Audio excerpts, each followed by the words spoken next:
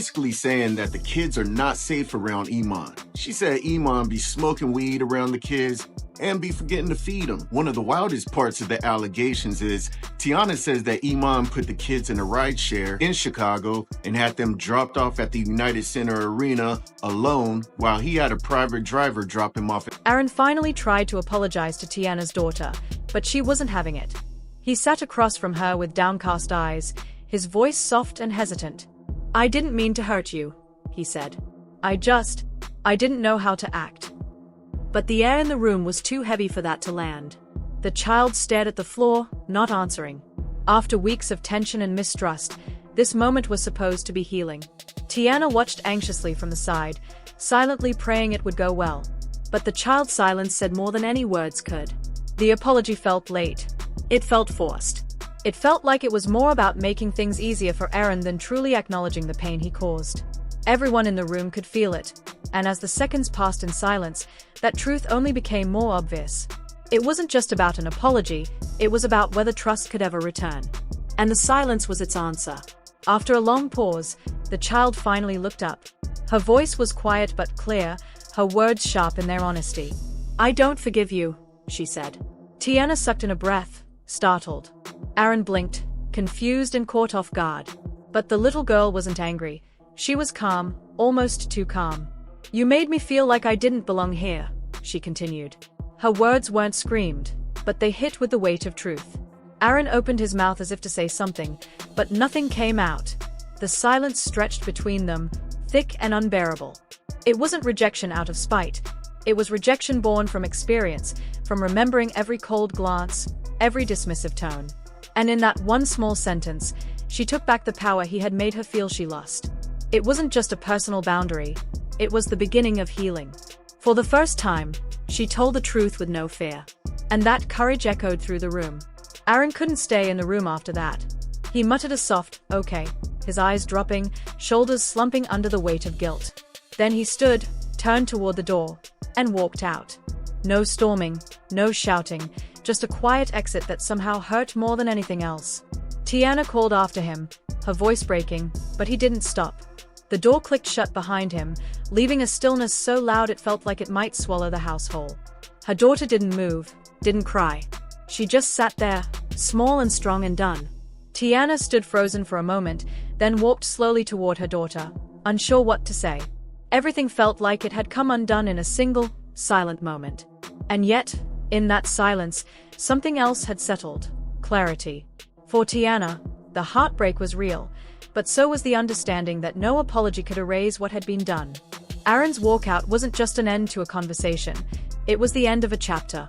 After Aaron walked out, Teyana spent hours replaying the moment in her head. She felt torn down the middle, part of her grieving a relationship she had invested in, the other part aching with guilt for not seeing the signs sooner.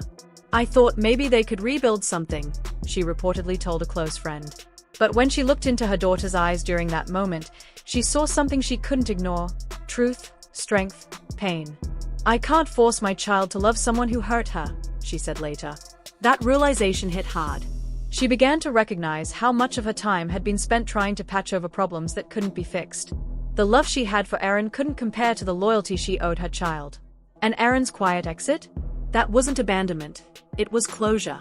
It was the loudest statement he could make without words. It left behind a silence that rang like a bell, sharp and final. Across social media, support for Teyana's daughter came pouring in from every corner.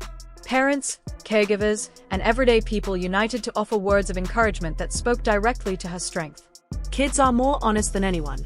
That girl's strength is unmatched," one comment read, capturing the collective admiration for her courage. More than just praise, these messages acknowledged something universal: a child finding the clarity to stand up when she no longer felt safe. Her calm in the face of grown-up wrongdoing, her refusal to stay silent, these qualities reminded everyone of the dignity children deserve when they are given a voice. Many posts resonated on a deeply emotional level. Parents shared their own stories of choosing their children over relationships that didn't treat them right. They spoke of the painful realization that love shouldn't come at the cost of a child's emotional safety. One mother recalled leaving a marriage after realizing her husband's words consistently minimized her children's feelings. Another caregiver confessed to finally walking away from a partner who dismissed what their kids needed.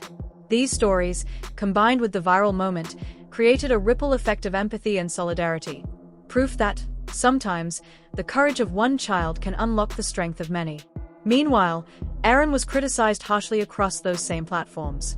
Too little, too late, remarked one user, summing up the overwhelming consensus. Respect her choice. The internet's message was clear. This little girl wasn't a passive victim, she was a voice. Her refusal to forgive wasn't cruelty. It was survival. It was a stand for self-respect. And it taught thousands about the meaning of boundaries, especially when those boundaries come from a child learning to protect her own heart. Aaron, in turn, disappeared from the public eye.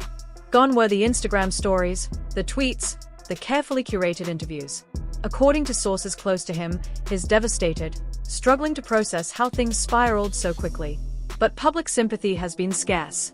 These are consequences, not cancellation, posted one user, signaling that the fallout was not about vilification but accountability. His silence is being interpreted in different ways. Some see it as genuine guilt, others view it as avoidance. Regardless, the shared feeling is that this wasn't a simple misunderstanding, it was a repeated breach of trust. Many believe the family won't be waiting for him to make a comeback. They are healing, moving forward, and prioritizing peace over performance. When mutual respect is gone, sometimes the most powerful goodbye is the one that happens without a word. At the heart of this entire situation lies a deeper truth. Forgiveness isn't owed, especially not to someone who has hurt you, repeatedly. A single "I'm sorry" can't wipe away the emotional bruises left by weeks, or even months, of ignoring a child's feelings. That's what Teyana seems to have recognized. She has admitted, in private, that she feels guilt and regret, not only for what happened, but for not seeing the earlier warning signs. "I missed it," she confessed. "I let him in, and I didn't see what he was doing." That moment of honesty may not erase the past, but it's the first step toward genuine healing. Meanwhile, Iman has reportedly taken on a more active role. Though he wasn't physically present during the incident, his emotional and legal support has been unwavering since. Friends say he's working behind the scenes to ensure that his daughter never has to return to a dynamic where she feels unsafe. He's preparing to seek full custody, not out of malice or control, but out of a fierce commitment to her well-being. Because when a child's tears become your call to action, there's no going back. His choice to step up isn't about fighting a battle for his ex or winning social media praise. It's about being the kind of father that the world is praising, a father who sees, hears, and believes his child. The little girl at the center of this unfolding story has become a quiet symbol of strength. She hasn't given interviews, she hasn't stood in front of cameras, and she hasn't needed to. Her silence speaks volumes. It wasn't loud or attention-seeking, it was steady, clear, and powerful. Her refusal to forgive didn't come from a place of anger, but from self-respect. In a world where children are often expected to accept apologies they don't understand or excuses that don't make them feel safe, she chose something different. She chose herself.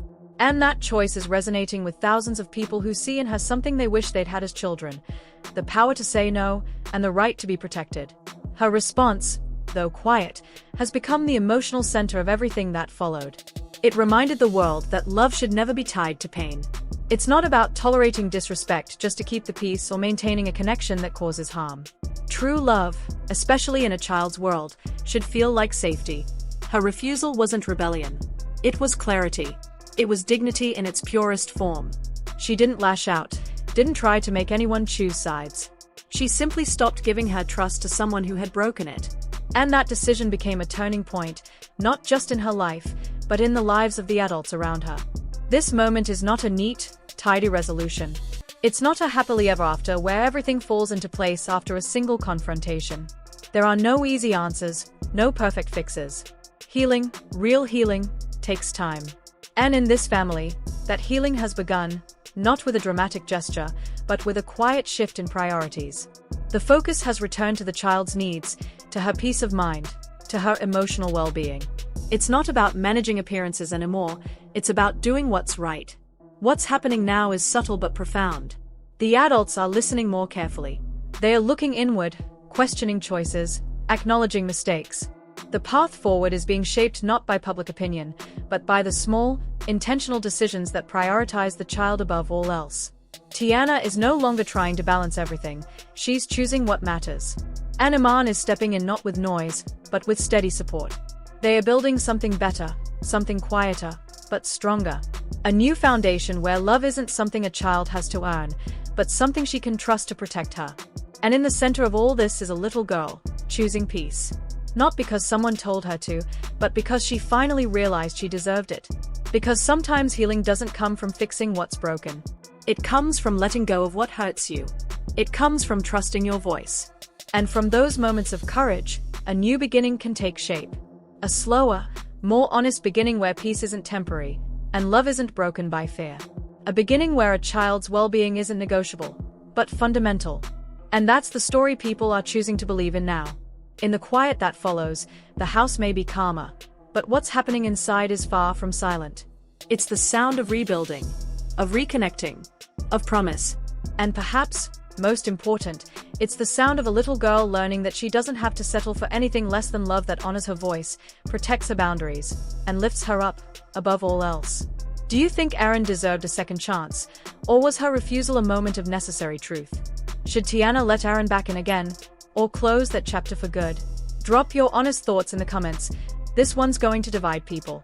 Hit like if you believe kids know when they've been hurt, and subscribe for more raw, emotional updates straight from the heart of Hollywood drama.